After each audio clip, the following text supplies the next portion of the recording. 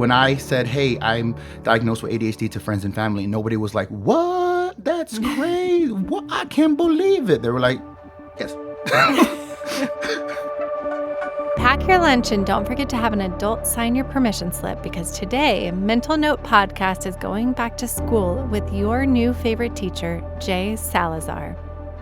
Hi, I'm Jay Salazar. I am a social media content creator, a teacher with ADHD, history of eating disorders, and I use my platform to talk about my story in hopes of helping others deal with some of the things that I deal with on a daily basis.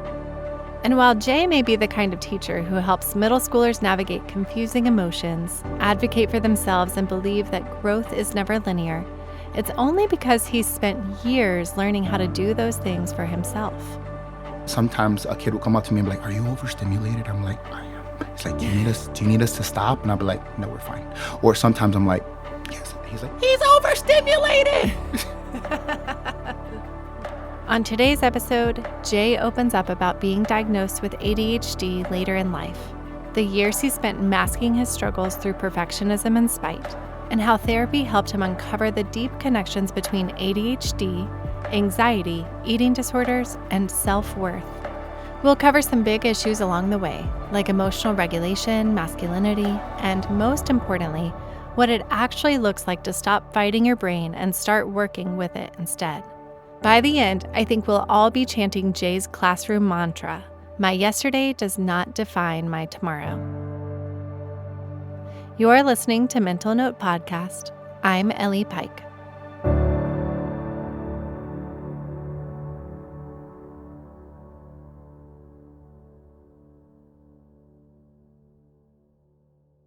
So Jay, if I had met you 5 years ago, how would you have described your relationship with your mental health and yourself? Like, what was life feeling like at the time? About 5 years ago, I was very rigid, all or nothing, hot or cold, really hated myself and the way my brain worked. Even though I was always able to achieve, it was like everything was a lot harder. But I always told myself that, you know what, I'm not working hard enough or I'm lazy, and that's why something is a lot more harder than it has to be or a lot harder than it is for others. The funny thing is, I come from a family of mental health professionals and teachers, educators, and I still would have told you, hey, nothing's wrong. I'm just not doing what I need to do to be as successful as I could be or should be.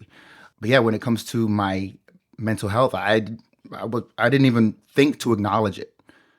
And what did you feel about yourself at the time? It was like this hatred, this negative self-talk.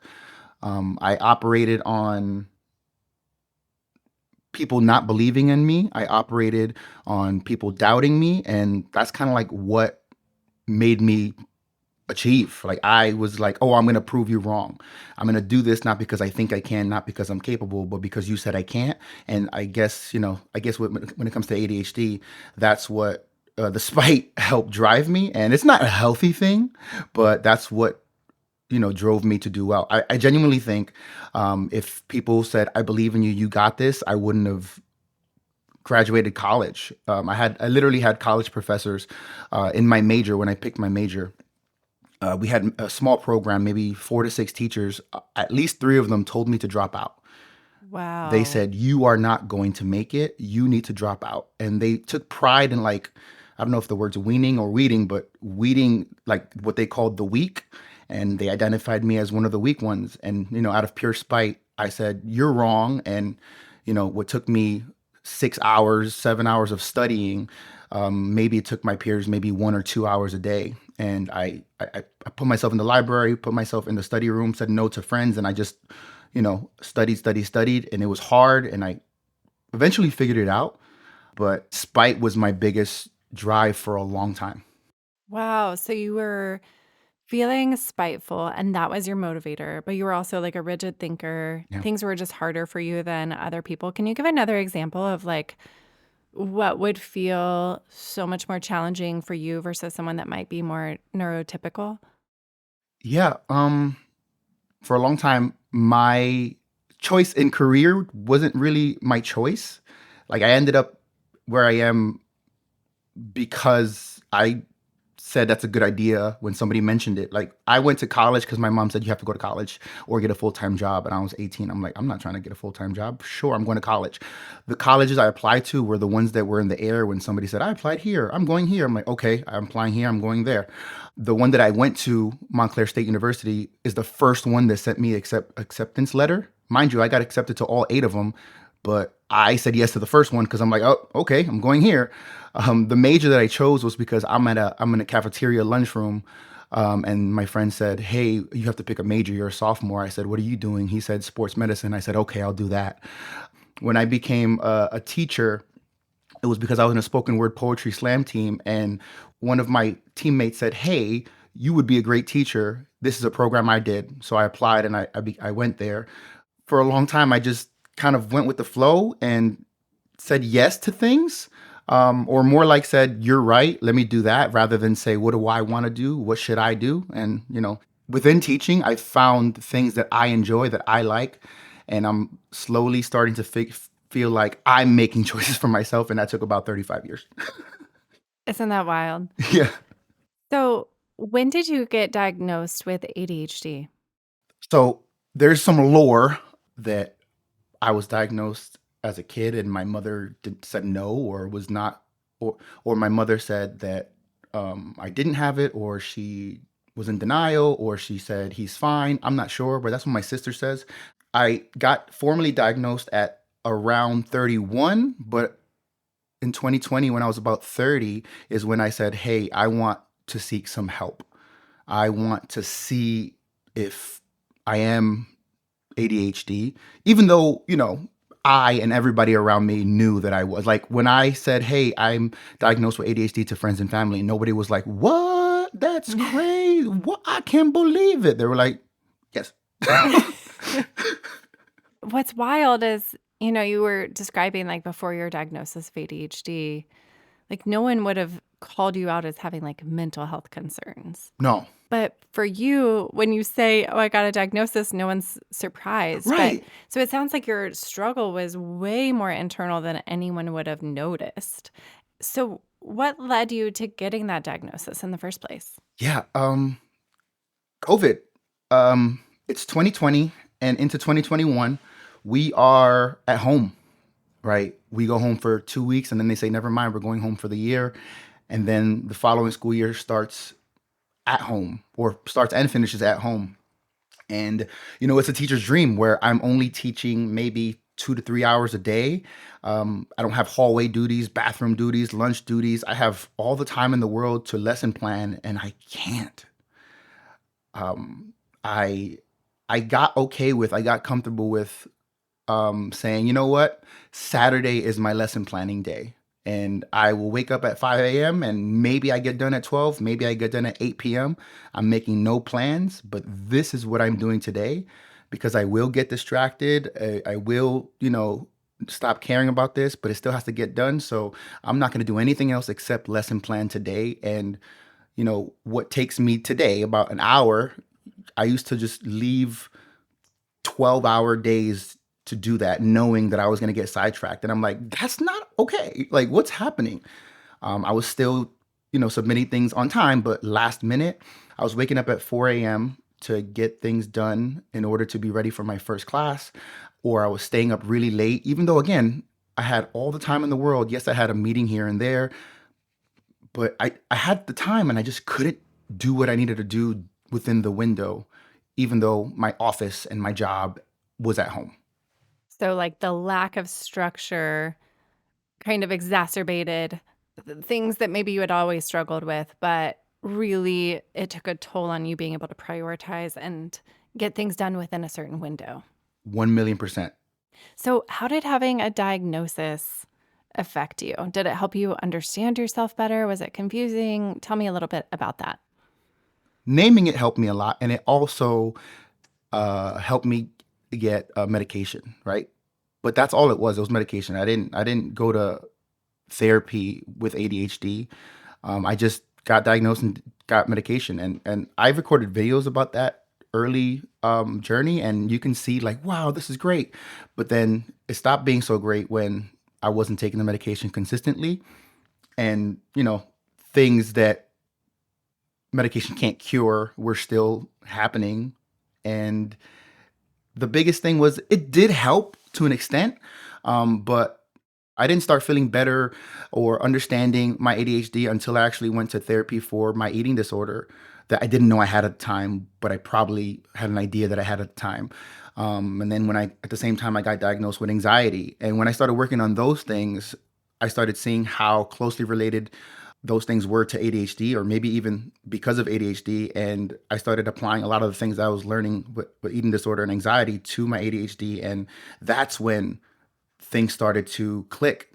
And, you know, I would argue that I don't quote unquote need the medication to function, but my therapist would say it's not about being productive, it's about removing obstacles and making things a little easier than they have to be. I really appreciate all of your perspective and also the courage it took to get a diagnosis as an Yeah. adult. As you talk about your having anxiety and then a real realization about having an eating disorder, all of that combined with a diagnosis of ADHD, obviously they influence each other. What has your mental health journey taught you about the idea of external changes and that they don't necessarily fix internal struggles? Yeah. So a few things. Like one, when I sought therapy in 2023, it was because of my issues with food. Um, I knew it wasn't things that are healthy. I knew that they were things that are not great for me when it comes to like removing food from my body or hiding the food that I'm eating or waking up in the middle of the night and, eating everything in the fridge just to go back to sleep. So like I went in knowing I had issues with food. I didn't know that there were going to be that we were going to be working on issues with my body, issues with my mental health. Um, so I didn't know that all that was going to tie together, and I was going to have this realization that after having bariatric surgery, after saying I have to lose weight, I have to be smaller, finding out that the world of bariatric surgery, not everybody, but they were all engaging in things that triggered me, things that I did to myself for a long time, and I had to work through that as well. And a lot of that had to do with ADHD. A lot of that had to do with all or nothing thinking, black and white thinking, negative feedback, negative thought patterns, and there was a lot of internal challenges I was dealing with, some that I knew of and some that I had no idea of. And then it started becoming, I don't want to say fun, but I love I love learning about myself. I love learning about why I do things, and I love trying to get better, trying to get better in hopes of helping others because of that connection thing, right? So like if and when I see somebody who's struggling, I can be like, "Hey, this is what I dealt with." Doesn't necessarily mean this is how you're dealing with it. Doesn't necessarily mean this is how you can fix it, but this is what helped me. Maybe it can help you. Because again, I did not know that I needed help, but I knew that I needed to do something. It seems like you could really relate with your kids profoundly. And I think this generation of kids, and you teach eighth graders, are very emotionally aware and also very aware of diagnoses and mental Yeah. health. And maybe to a fault, I'm not sure. I'm still kind of wrapping my head around that. But point being, I imagine you can have some really constructive conversations with them. And so, as you do talk with them, what are some of the things that you've noticed resonate with them that you can share about your personal experience that you can help empower them to think of each day as an opportunity to like work with their brain? Yeah. I'm a rule follower, and our school made us start every class with a mantra. And I'm like, I guess I'll have a mantra. And then my thing is, if I'm gonna do something, I'm gonna try my best to make it matter and make it real for me. So we start every day with a mantra I created in September. It says, "Growth is not linear. My yesterday does not define my tomorrow. I am a work in progress. Now watch me be great." And it's a call and response, right? Like, growth is not linear. My yesterday does not define my tomorrow because I am a work in progress. Now watch me be great. And, I believe it. And now I love it. And I say it and we say it every day. If I forget it, they make sure we do it, right? Some of them are like, "Can I lead it today?" And they'll go up front and they'll lead it. And sometimes they'll be tired and they don't want to do it, or they say it very low. And I'm like, "I don't believe y'all." They're like, "Growth is not linear." And I'm like, "You want me to believe growth isn't linear. You want me to believe this bad day is just a bad day, or this bad day has in the past has shown me or you've shown me that you've had a bad day and then had an excellent day the next day. So I'm not going to hold this bad day against you. That one bad day doesn't have to mean a bad week. That a bad week doesn't have to mean a bad month. That, you are consistently growing, and that doesn't always mean that you're getting better every day. Sometimes we fall back, and that's okay as long as we can identify it and move on. So I do a lot of that, and I do a lot of yapping. Salazar yap sessions are the norm. And I know it's annoying and whatnot, but I always tell them, like, listen, you could have somebody who's smacking you with consequences or who's screaming at you all the time, or you can have a yap session. And I'm not going to always get you, but hopefully with every yap session, I get one more student to understand, one more student to see, one more student to make a better choice. And that's what I do. I do a lot of talking, and I let them speak, and I let them say their piece, and I let them tell me when I do something wrong or when I'm frustrating them. I ask them to tell me when they're having a bad day or they feel sick or a teacher frustrated them or I frustrated them or they're like, I need a couple minutes to put my head down, or they feel sick. The other day I actually asked them, because we're in testing season, and I asked them, or rather I told them, like, hey, it's about to get real serious here, and that's stressful. I know that it's going to cause a lot of anxiety. I know that, and we got to go. We got to go. So, there's going to be less grace, and it can't be you disrupting the space and preventing a room full of 25, 30 kids from learning and preparing for the state test. It can't be that. So if for whatever reason you are angry, you are upset, you are not ready to learn, it needs to be you. I'm gonna put my head down. I'm gonna step out. Can I do this? Can I go to this person's room? It can't be you're disrupting the space, because I don't have the time. It's about to be the end of the year. It's not like, what will be better next month. It's like we have to create the space for everybody to be successful now. And if you do that, come back tomorrow, we're good. But if you need to put your head down because you're not in it, that's what I need you to do. If you feel as though you're going to create a space where everybody can't learn because you're not regulated, you need to speak to me so I can send you out the room, send you to a safer space or another teacher you trust. But that's what I need from you. And I asked them, I'm like, hey, how many of you have asked me if you could put your head down, or you can sleep, or you don't feel good, and if you can leave the room, blah, blah, blah. And every class, almost half the class raised their hand. I'm like, this is what I need from you. Can we do that? They were like, yeah. Is that fair? Yes. Cool. So a lot of that stuff. Wow. I'm trying to think through if I ever had teachers teach me emotional regulation, right? Like you're teaching them that. You're like, hey, you're feeling anxious. You're feeling like upset. You're feeling like you want to be disruptive. Instead, notice what you need and ask for it, or just go do it, right? Yeah. And so it seems like you're creating this like culture of safety and trust, and also teaching flexible thinking. Like, if today's not good, it doesn't mean tomorrow's going to be bad. Yeah. Right. And it seems like those are things that you've been learning along the way in your own journey, right? Like if you started 5 years ago, you described yourself as so rigid and black and white thinking. And now here you are teaching your kids the opposite. Yeah. It's pretty amazing. So, what do you think allowed you to be open to something new? Like when you were in therapy and you're like, okay, I'm here to work on this eating disorder stuff. And then I guess we'll talk about ADHD and anxiety. Like what allowed you to be open to thinking differently? What started me was honestly COVID, right? I was, again, dysregulated. I was always stressed. I didn't know how to manage my time. I was waking up before COVID, before I was teaching remotely. I was also getting to the school at 4:30 in the morning. We have the keys. 4:30 in the morning, and working to try to be ready, and doing what now takes me an hour. It used to take me 2, 3 hours. There was one point, off topic, on topic, but there was one point where I was there early at 4:30 in the morning, and I forgot to turn the alarm off, and the police came and they said, "What are you doing?" I'm like, "I'm a teacher here. I work here." They're like, "What are you doing here?" I'm like, "I said I'm a teacher." They're like, "No, I believe you, but what are you doing here? It's 4:30 in the morning." I'm like, "You're right." They were like, "Put the alarm on." I'm like, "I'm so sorry. I'm a new teacher. I have ADHD, I think. I'm not sure, but I'm also terrible at my job. I'm trying not to be terrible." They were like, "Put the alarm on." It was Oh, that wow. was like, imagine that is my day. That's how I start, and now I'm trying to teach children. Yeah. It was difficult. So I didn't have control of myself, so I would yell and I would be angry, and I would, speak to the kids in a way that now I would never speak to the kids. And when I went in people's homes in COVID, and I was on the computer and I was in their living room, right? I caught myself speaking to them differently, and I'm like, that's weird. Nobody gave me feedback. They didn't like, "Mr. Salazar, you're speaking to them differently." It was all myself, and I'm like, that's weird.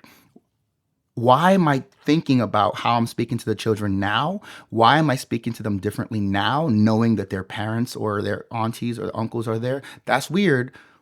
So when I went home, when we came back to school after COVID, I was like, I need to keep that same energy, and I need to be okay with whatever and however I speak to the kids, no matter who's in the room. That has to be my consistency, right? So that was like my first step, and it took a lot of patience and practice and trying, and like moments there in the past where I would want to scream. I'm like, what can I do differently? How can I address this? Wasn't perfect at the time, but it took a while to get there. Then when I started therapy, I started learning that I'm pretty mean to myself. I am so mean to myself. And there are things that I say to myself and about myself that I would never say to a family member or friend. And I now give myself a lot of grace, a lot of patience. I try to work with my brain as best as possible. And I found like if I'm doing all this for me as an adult, these kids need that and more. So like I would say those are the two biggest things that, guide me in the way I run my classroom. So the kids are going to need a lot more grace, right? The kids are going to need a lot more flexibility. They're going to need some structure, of course. They're going to need accountability and consequences, of course. But, you know, if I, as an adult, still am not perfect, why the heck would I expect 13-year-olds to be perfect? It sounds like your experience with yourself and with students kind of mirror themselves, where they're Yeah. parallels. Like if you wouldn't want to speak to a student in a way that you speak to yourself, or vice versa, like you wouldn't want to speak to yourself the way you wouldn't speak to a student, right? Right. Like you can start to minimize some of that self critic that you have inside and teach someone else a different narrative. Yeah. One thing I want to go back to that I forgot to ask you earlier is, I know a lot of folks with ADHD describe feeling like overwhelmed and overstimulated. The classroom feels to me, as someone without ADHD, one of the most overstimulating places I could be. So, can you Absolutely. talk a little bit about your experience with how you handle stimulation, like noises or sensations or whatever that might feel like to you, and how you help regulate your own body? If you walked into my class, it would be easy to think that I am unplanned and unprepared and unstructured. But that's only because I'm flexible, right? I can only be flexible if I am super planned. I try to think of all the things, and I try to think of how they're going to get confused, and I try to think of how am I going to get students involved in the lesson early, engaged and invested in the lesson early. What are the small wins I'm going to create for them to pick up on, so that when I ask them a tougher question, they already felt success, so they're more inclined to participate, or they don't feel like a failure because they already participated. I think of all these things in order for the chaos. So I allow the chaos, and the chaos is kind of okay for me because it's a part of the routine. The struggles actually is when it's like I'm not involved in the lesson. So it's like, hey, you have during assessments, like 2 hour, 3 hours assessments for state tests. It's like the most brutal thing in the world because I can't have my phone. I can't be on the computer. I have my clipboard. Maybe I'm walking around writing names down of the students who are like using their scratch paper to give like what we call positive points. But other than that, it's just me and silence, and it's so much, and it's terrible, and I hate it. But I do plan a lot of my content on those days. Like I have a lot of skits planned out on state testing days because I'm in silence for 3 hours every day. When they're working on an essay or something and they have to work silently, it's rough. But when a kid is like tapping or clicking a pencil, I try to like say, hey, can you tap on your leg instead of the table? Or I need you to stop. Sometimes I can handle it and I'm like, hey, can you do it this way? And sometimes I'm like, I need you to stop. It's a lot. It's frustrating. When I need silence for the kids to focus, and there's a kid being a little bit disruptive on purpose, whatever, that's very frustrating. Sometimes I can handle my emotions, sometimes I can't. There are some days where I use a Franklin is the name of my best friend, so I use his name. Sometimes it's like, hey Franklin, I need you to stop. Hey Franklin, let's speak outside real quick. Hey Franklin. And then some days it's, Franklin, I don't have the patience today, I need you to stop. Tomorrow you can be annoying, today I cannot. And he'll be like, okay, got you. And he'll be like, I'll be annoying tomorrow. Got you, Franklin. Thank you. Sometimes I tell the kids, hey, I'm really frustrated today. I don't have the patience. If you see me or feel me doing too much, I'm trying, but I don't have it, and they'll know that. I'll let them know when a class has put me in a negative space, and I'm trying not to put it on them. Sometimes because I'm so vocal about it, sometimes a kid will come up to me and be like, "Are you overstimulated?" I'm like, "I am." He's like, Do you need us to stop?" And I'll be like, "No, we're fine." Or sometimes I'm like, "Yes." He's like, "He's overstimulated." Like, so stuff like that. So like it still happens, but I'm better at identifying it. I'm vocal about it. They work with me, but it all comes from being honest about what you need. And I'm not always perfect, and I will sometimes still not be able to control or handle the overstimulation. I love what you just said. It just comes with being honest. And I feel like that's how we try to operate in our family. And I've been pretty impressed by my 6-year-old who will sometimes put up a boundary and say, I can't do that today. I'm really overstimulated. And I'm like, whoa, I didn't have that word when I was 6, right? And so you're teaching as you live and you operate out of what you need. And I think that that empowers your students, right, to notice themselves in the midst of it. Do you ever see your childhood self in your students? Yes, I talked a lot, right? When I got good grades, when I was like in middle school, the report card always said D in social characteristics, and the teacher in parent teacher conferences would always say he talks too much. He does great, but he talks too much. He does his work and then he interrupts everybody else and they can't do their work. So a lot of the kids that need more love and more grace and frustrate me the most, I often see myself in them. Yeah, that makes a lot of sense. So, going back to what you said about being motivated by your professor's opposition, Mm. like you wanted to spite them. Now that you're a teacher, how would you approach you? I actually made a video about this yesterday. I posted it yesterday, but like, it's I think it's easy to give credit to those professors because because they told you to drop out, you proved them wrong, and you should thank them. I'm like, okay, or you can think about how many people they told to drop out and they listened, Right. right? And I think about that. That's one. But how I would approach myself, I don't know. I think there's a part of me that thinks I would have taken advantage, which is human nature, I think. Um, and there's a part of myself that I guess would have been appreciative.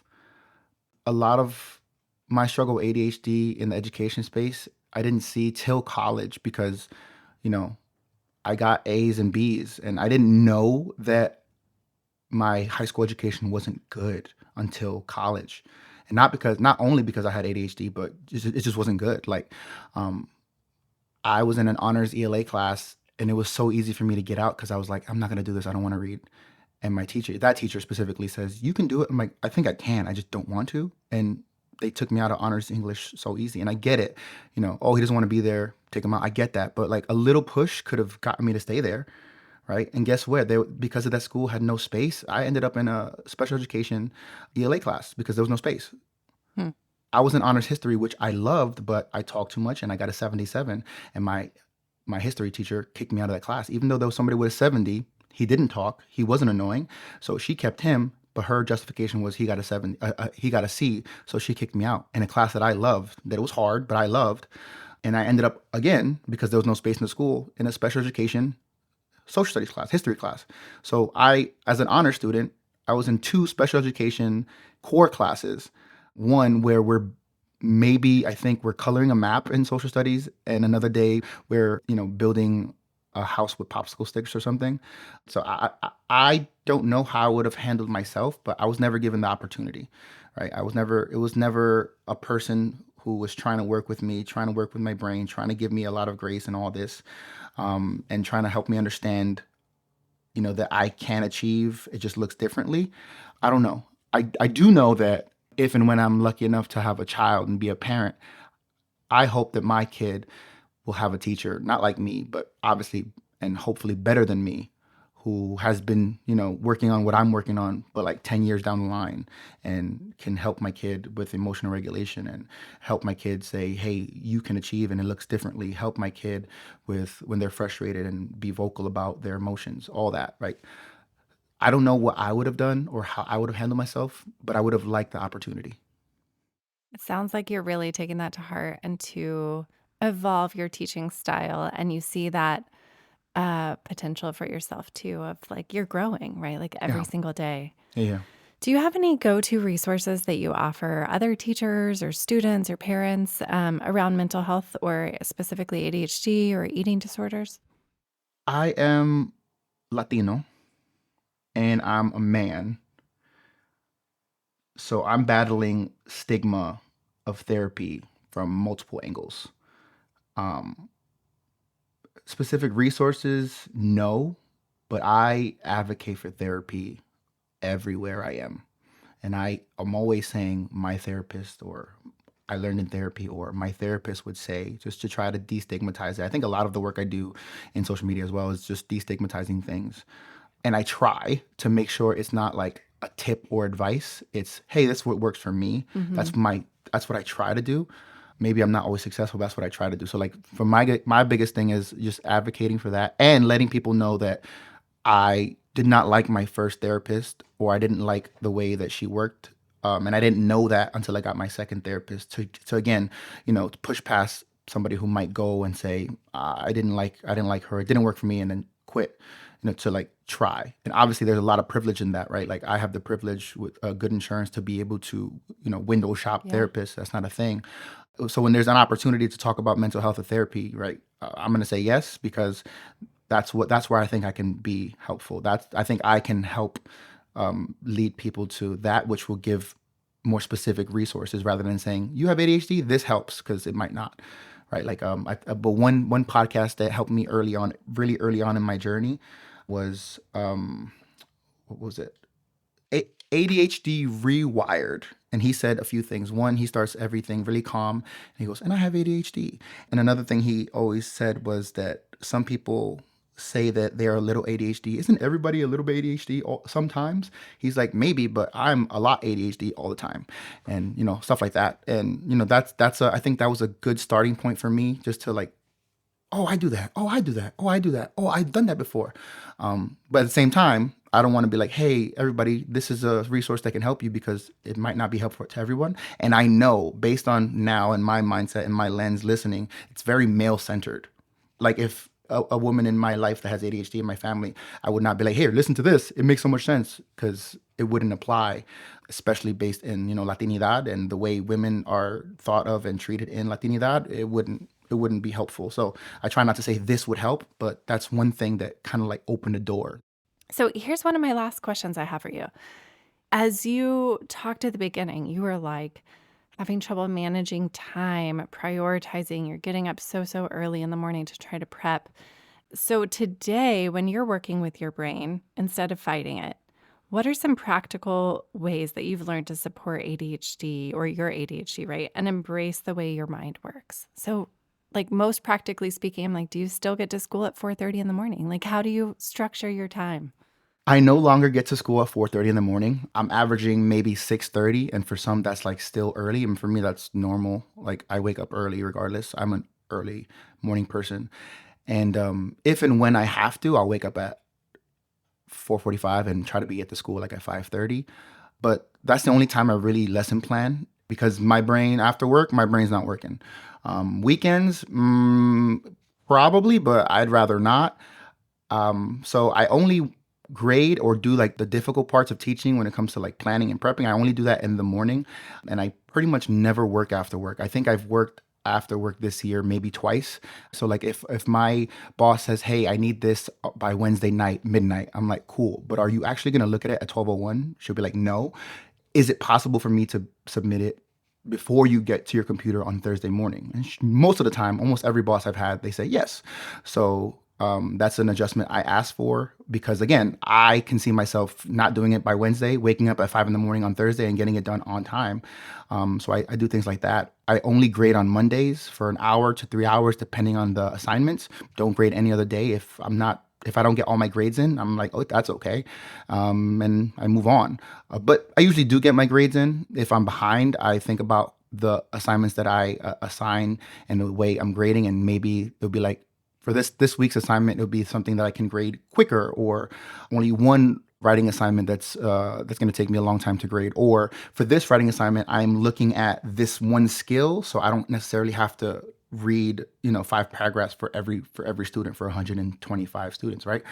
I also think about what I'm doing, when I'm successful, when I'm efficient and productive, I push myself to think about the circumstances that are happening that allowed me to be that efficient or that productive.